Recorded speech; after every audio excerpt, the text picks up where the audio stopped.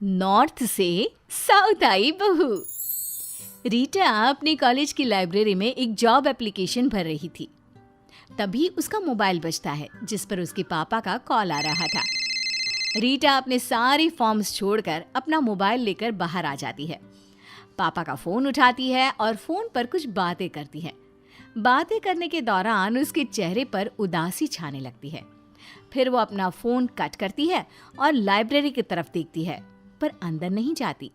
वो दौड़कर अपने हॉस्टल के कमरे में जाती है और बिस्तर पर लेटकर रोने लगती है।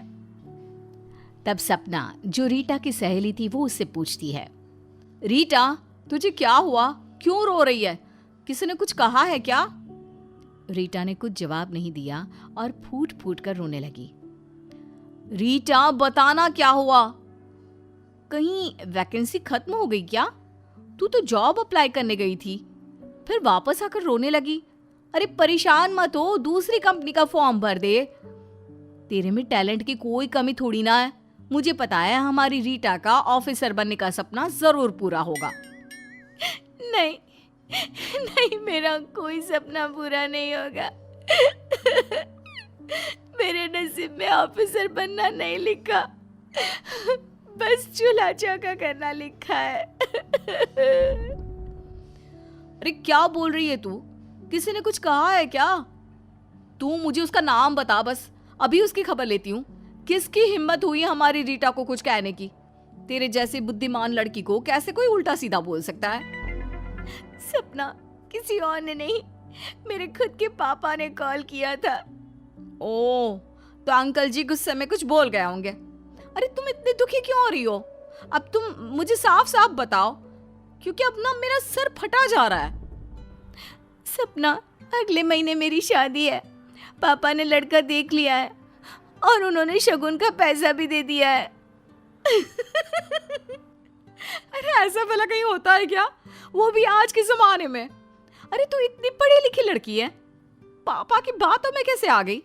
उन्हें कह दे कि अभी शादी नहीं करनी, और शगुन का क्या है, सोच लेंगे कि दान में कुछ पैसे दे दिए। नहीं सपना, तुझे तो पता है हमारे नॉर्थ का कल्चर, जुबान की कीमत जान से भी ज्यादा होती है। पापा ने कहा कि शादी अगले महीने है, 1-2 दिन में वापस आ जाना, और लड़के वालों से कभी ये ना कहना कि मुझे नौकरी करने का शौक है। रीटा, रीटा, तुम जो कह रही हो ना, वो कैसे मान लूं मैं? तुम ना लड़की को जानती हो, ना ही कभी मिली हो। कैसा परिवार है, कितने लोग हैं, क्या करते हैं, क्या रहन सहन है। अरे कैसे एडजस्ट करोगी तुम? सबसे पहले तो मुझे ये समझ में नहीं आ रहा कि तुम मान कैसे गई ऐसी शादी के लिए। मान नहीं गई सपना, माँ बाप को बस ना नहीं कह पाई। उन्होंने कहा फैमिली साउथ में रहती है और लड़का इंजीनियर है, जॉइंट फैमिली है, बस। रीटा की बात सुनते ही सपना की आंखों में आंसू आ गए। दोनों एक दूसरे के गले मिलकर रोने लगी। थोड़ी देर बाद रीटा अपना बैग पैक करने लगी। दोनों दोस्त बातें करते करते सो गई। अगली सुबह रीटा अपना सामान लेकर हॉस्टल से बाहर आई। सपना और रीटा एक दूसरे को गले लगे और फिर रीटा ऑटो पकड़कर चली गई। लगभग 2 महीने बाद रीटा का मोबाइल बजता है। उसने देखा तो सपना का वीडियो कॉल आ रहा था। रीटा ने फोन उठाया। अपनी दोस्त को इतने महीनों बाद देखकर उसकी आंखों में आंसू भर गए। हाय मेरी जान, मेरी दोस्त रीटा, तू तो एकदम बदल सी गई है। ये सब क्या पहन रखा है? इतने सारे गहने, नाक में इतनी बड़ी रिंग, कानों में झुमका, मांग टीका, गजरा। बाप रे रीटा, तुझे दर्द नहीं होता ये सब पहनकर? कैसे संभालती है तो इन सब चीजों को? इतनी सारी ज्वेलरी, उफ। और बता, जीजू कैसे हैं? तेरे ससुराल में सब कैसे हैं? सपना, सपना तो बिल्कुल नहीं बदली, एक बार में सारे सवाल कर दिए। बताती हूँ तुझे सब कुछ। रीटा अपनी शादी के बाद की सारी चीजें बताने लगी। कैसे उसके ससुराल वालों ने उसका स्वागत किया, उसके साथ कैसा व्यवहार किया और उसके साथ क्या हुआ। शादी के कुछ दिनों तक तो सब ठीक था सपना। मैं अपने कमरे में ही रहती थी और घर के लोग खाना पीना सब कमरे में ही दे देते थे। थोड़े दिनों बाद मेरी सास ने मुझसे कहा कि अब घर का काम संभाल लेना, तो एक दिन मैं तैयार होकर नीचे गई। अम्मा रेटा, ये क्या पहना है जी अम्मा? तुम्हारे को इतना गहना दिया, पहनो ना। माँ जी, मैंने तो सब पहना है, साड़ी, गहने, सिंदूर, मंगलसूत्र। अम्मा नहीं अम्मा, मैं दिखाती तुमको पहनना किसको कहते जी। बड़े बहू अम्मा, छोटी बहू अम्मा। जैसे ही मेरी सास ने अपनी दोनों बड़ी बहुओं को बुलाया, उन लोगों को देखकर मेरे आश्चर्य का ठिकाना ना रहा। दोनों बहुओं ने सर से लेकर पांव तक सिर्फ गहने ही गहने पहन रखे थे। उनकी चमकती साड़ी, उन्हें देखकर लग रहा था जैसे वो अभी किसी शादी में जाने वाली हो। माथे का गजरा, मेकअप, सब एकदम टॉप क्लास। अम्मा रेटा, जाओ ये सब पहन कर आओ। हमारे यहाँ तुम्हारे नॉर्थ जैसे गरीबों वाला कल्चर नहीं है। हम यहाँ साउथ में खूब शौक से सजते हैं और खुद को बहुत सुंदर सुंदर दिखाते हैं। माँ जी, वो इतना सब पहनकर घर का काम करने में बहुत दिक्कत होगी, मुझे आदत नहीं है। अम्मा, साउथ में बहुएं बहस नहीं करती। अब जल्दी से जाओ और रसोई में जाकर सांभर, दही भात और नारियल का चटनी बनाओ। सास की बात सुनकर रीटा अपने कमरे में जाकर सजने लगी। फिर वो अपनी दोस्त को फोन करके बताने लगी कि कपड़ों की बातचीत के बाद क्या होता है।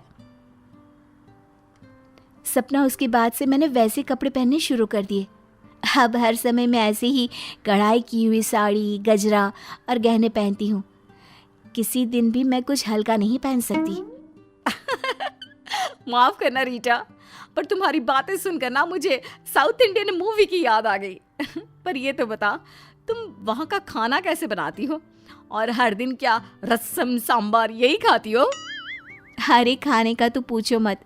अब तो मुझे लगता है कि मेरी जिंदगी में सजना सवरना लिखा है, और खाना तो मैं भूल चुकी हूँ कि रोटी, दाल, सब्जी किसको कहते हैं।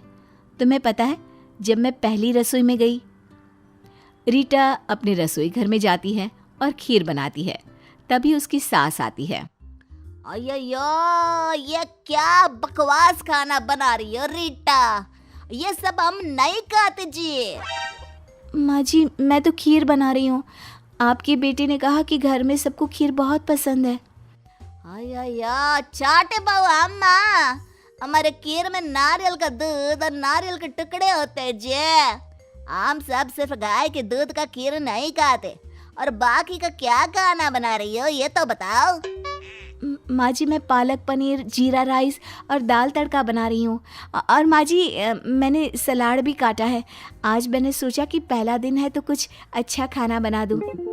रीटा की बात सुनकर उसकी दोनों जिठानियाँ और सास ठहाके लगाकर हंसने लगी, जैसे उसने कोई जोकर वाला काम कर दिया है। हंसते हंसते वो सब लोटपोट होने लगी। रीटा की आंखों में आंसू आ गए। अरे चाटे बहू अम्मा, ये सब खाना तुम्हारे नॉर्थ के लोगों के लिए है। जल्दी से सांभर, चटनी और लेमन राइस बना दो। आज सब लोग वही खाएंगे। पर माँ जी, मुझे ये सब बनाना नहीं आता। हमारे यहाँ पर खट्टा खाना नहीं खाते हैं। कहा था मैंने, अरे नहीं लाते नॉर्थ की बहू, पर मेरी किसी ने नहीं सुनी। अब बड़ी और मछली बहू, तुम दोनों इसको हमारा खाना बनाना सिखा दो। सास के कहने पर दोनों बड़ी बहू ने रीटा को खाना बनाना शुरू कर दिया। तीनों मिलकर किचन में काम करती हैं और सास वहां से चली जाती है। अब फोन पर सपना पूछती है। अच्छा रीटा, ये तो बता, कैसा बना तेरा सांबार, लेमन राइस और चटनी? ये तो तूने कभी बनाया ही नहीं था। फिर सबने खाना खाकर क्या कहा? तुझे सुनकर विश्वास नहीं होगा। जब मैंने सबको खाना परोसा, जब टेबल पर मैंने खाना लगाया, तो मेरी सास और मेरी जिठानियों ने खाना खाया और कहने लगी, सब कुछ तो ठीक है, पर अम्मा बहू, रसोई तो तुम बढ़िया कर लेती हो, पर सांभर में थोड़ी इमली और गिरती, नारियल की चटनी में खट्टा कम है, और लेमन राइस में लेमन भी और डालना अगली बार से। जी माँ जी। अब फोन पर सपना कहती है, अरे बाप रे, इमली, खट्टा और नींबू, ये सब सुनकर मेरे दांत खट्टे हो गए। पर तेरी कहानी किसी सिनेमा से कम नहीं है। अच्छा ये बता, अगर तुझसे कोई पूछता है कि शादी के बाद कैसा लग रहा है तो तू क्या कहती है? शादी के बाद से मुझे सब खट्टा लग रहा है।